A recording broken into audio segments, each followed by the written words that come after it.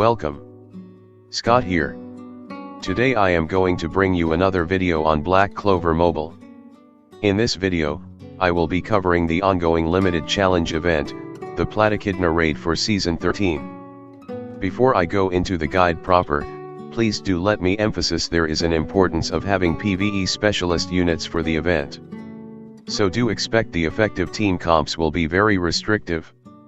The fight will also features the concept called boss buffs, where you activate more potent boss buffs for more raid coins upon completing the raid fight. Now let me briefly cover on the key rewards that you should target for. The table on the left shows the level of battle power you need and the raid coins drop along with the first time raid coins clear. The key rewards that you should target is the SSR skill page enhancement material, which costs 500 raid coins. If you are in the process of improving your gear substats, you can go after the enchantment stone boxes. Please note that enchantment stones for accessory cannot be used for gear and vice versa. The shop also includes a cosmetic bubble effect for 500 raid coins. I won't recommend this for new players as getting the skill page dupe, will shards and enchantments are more important. This reward is more for those who have been able to clear the raid hardest difficulty on a regular basis. Lastly, we have the usual will shards which upgrade your unit's skill potencies from the shop. To get the skill page enhancement material along with all will shards, you will need a total of 860 raid coins. To get the enchantment stone chest, you need a total of 2140 raid coins. Other than the rewards, you can consider spending raid coins to buy stamina or yul. Now let's cover the mechanics of the raid boss. For the first phase, you will be fight the red debuffer Plaitchidna. The theme of this season raid is that the Plaitchidna has various immunity and removal skills. Try setting up your mages strategically according to your situation. The Plaitchidna can changes its type whenever it received damage from your party. The attribute changes from red power to blue technique to green sense and back to red power once you complete the cycle. Please do take note that combined attack count as 2 attacks. The first skill is fierce attack, which allows the boss to inflict 50% reduced defense debuff on a sense or green attribute type mage. The second skill is 3 faces of adversity, which is an AoE attack and inflicts 2 instances of continuous burn damage for 3 turns. The third skill is poisonous spray, which is another AoE attack. If the boss is in power or red attribute state, it will grant itself a barrier that equates to 25% of its max HP. Its special 3 Immugis Rage is an AoE HP attack. If the boss is in power attribute state, it will attacks after granting a 100% increased damage dealt buff upon using the attack. The boss have the following innate passives. Similar to all major bosses, it has immunity to status ailments. This current variant of Plaitchidna has immunity against reduced mobility, mobility depletion along with reduced speed debuffs. In short, you cannot cheese the fight with the infamous mobility drain team. The boss will grant itself Berserk once the battle has taken 40 turns. Berserk will result the boss raises its all attack stats and accuracy by 300%. You cannot block or dispel the buff. When Berserk is present, the boss attacks will gain 100% increased defense penetration. The boss will also remove any active immortality, barrier, or invulnerability buff before it attacks. In short, if you let the boss activate Berserk and give it a turn, it is a game over. The boss will get inflicted with 35% increased damage taken upon being attacked by an enemy at an attribute advantage. The boss will grant itself a 90% reduced damage taken buff upon being attacked by an enemy of the same attribute or an enemy at an attribute disadvantage. This will negate the next attack output. Please do take note that if you are able to target attribute weakness, your damage on the following turn will be greatly enhanced. If you bringing harmony units like Valkyrie armor Noelle, Grey and spatial mage Finral, they will ignore all the damage resistances and always deal attribute advantage damage. Likewise chaos attribute units like Black Asta, Fire Spirit Fuegoleon, Secret Agent Zora and Vanessa will have their damage reduced significantly for this event. Now let's cover phase 2. For the second phase, you will be fighting a green attacker Platichidna. Plaitchidna goes into a casting state for a fixed number of turns and then attacks with a powerful skill. Try to upgrade your allies to increase defense, reduce damage taken, etc. to defeat it. Similar to phase 1, the Plaitchidna can changes its type whenever it received damage from your party. The attribute changes from red power to blue technique to green sense and back to red power once you complete the cycle. Similar to all major bosses, it has immunity to status ailments, silence, and total silence mechanics. The first skill is Red Rain, which is an AoE attack. If it is attacking a technique or blue mage, it will inflict a 50% reduced defense debuff on the target. The second skill is non-attacking ability Body Enhancement, which will result the boss grant itself an increased speed level 3 buff for 3 turns. The third skill is Catastrophe, which is an AoE HP which causes the boss to grant itself an increased all attack level 1 buff after it initiates the attack. Its special 3 Immugis Judgment is an AoE HP attack. If the boss is in power attribute state, it will attack after granting itself an increased 100% damage buff. The boss enter into a charging phase on its second turn. The charging phase will last for 3 boss turns. Save your barrier and damage mitigation buffs on second or last turn of the charging phase so you can time the buffs correctly to tank its attacks. Similar to phase 1, harmony units like Valkyrie armor Noelle, Grey or Spatial Mage Finral will have attribute type advantage and will always be dealing maximum damage regardless of the attribute type of the boss. As the same for phase 1, Chaos attribute mages like Black Asta, Fire Spirit Fuegoleon, Secret Agent Vanessa and Secret Agent Zora will have their damage output reduced significantly. Similar to phase 1, the boss have the same set of innate passives. With the basic boss mechanics covered, let's proceed to discuss on the boss buffs. For this raid, we will be introduced to the new concept of boss buffs effect.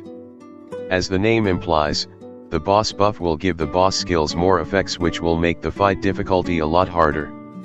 You can select boss buffs at the battle preparation screen and receive additional rewards based on the number of selected buffs. Available boss buffs change randomly every day. One day boss buff effects apply to phase 1 while another day could be applied to phase 2. The table on the left shows the number of raid coins for each part and the number of conditions you have activated. If you activated 0 to 2 boss buffs, there won't be any raid coin bonus. The bonus will starts from 3 boss buffs onwards. The rewards of the coins will also accumulate. For example, if you clear part 3 raid with 4 boss buff conditions, you will get between 15 to 17 raid coins for the usual clear along with 18 raid coins for boss buffs activation. The 18 bonus coins consist of 6 raid coins for 3 boss buff conditions and 12 raid coins for 4 boss buff conditions. Clearing part 2 fight with all 6 conditions will give you 30 bonus raid coins. Clearing part 3 fight with all 6 conditions will give you 60 bonus raid coins. Clearing part 4 fight with all 6 conditions will give you 90 bonus raid coins. The table of the right shows the boss buff effect. The boss buff effect will apply to the boss specific skill. The boss buff application seems to affect either only on phase 1 or phase 2. As we are in early days of the raid, we might have a mix of the conditions or the game will just alternate the buffs per phase. So how should I do my grinding for the raid coins? In my opinion, I suggest you to do the highest possible raid part where you can activate the most buffs. Due to the bonus raid coins multiplier, clearing higher raid stages won't necessarily translate to more raid coins drop. To get the skill page dupe, you need to have a roster that allows you clear part 2 with 6 boss buff activation. Now let me proceed with the showcase of my runs. A gimmick of Plaitchidna features the importance of doing attribute weakness damage. When dealing attribute weakness damage, your units will gain 35% damage boost, which can be a deal breaker whether you win or lose the fight. The boss will change its color when it is attacked. Combo attacks that deals 2 attacks will change the attack twice. So when using the standard attribute units, you need to attack the boss until it reaches the state that is favorable for your attackers. As Harmony units have attribute advantage against the standard attribute types, they will always be hitting for attribute weakness. Likewise, Chaos units are in a disadvantage for this fight. However, please don't be surprised that they are still usable despite having this significant handicap.